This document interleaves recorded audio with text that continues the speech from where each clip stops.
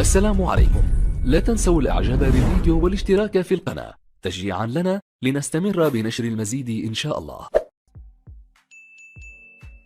السلام عليكم ورحمة الله وبركاته. أهلا بكم مع موعد مباراة الأهلي القادمة مع الإسماعيلي في الدوري المصري الممتاز والقنوات الناقلة، وإليكم تفاصيل هذه المباراة ولكن بعد هذا الفاصل.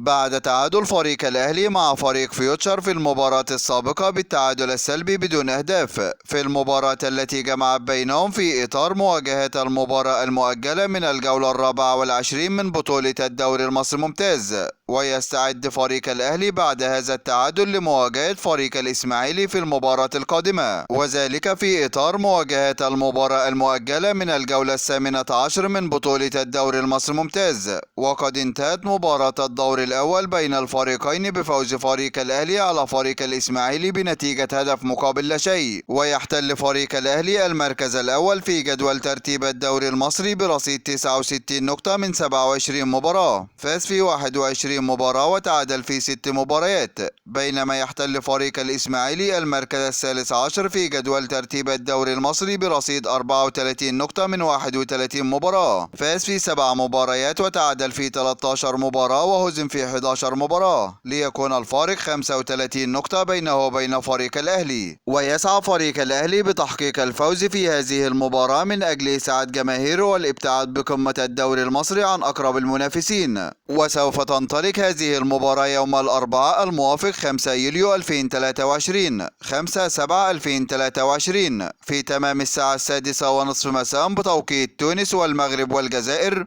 7:30 مساء بتوقيت السودان وليبيا وفلسطين، 8:30 مساء بتوقيت مصر والسعودية وقطر والعراق واليمن وسوريا، 9:30 مساء بتوقيت الإمارات وعمان. وسوف تقام هذه المباراة على ملعب استاد الجيش ببرج العرب، وسوف تنقل هذه المباراة عبر قناة اون تايم سبورت 1 بصوت المعلق أيمن الكاشف. هذا كل ما لدينا عن موعد المباراة، وانتظرونا في موعد مباريات قادمة بإذن الله تعالى، ولا تنسوا دعم الفيديو بلايك والاشتراك في القناة وتوقع نتيجة المباراة في التعليقات أسفل الفيديو. دمتم في أمان الله، والسلام عليكم ورحمة الله وبركاته.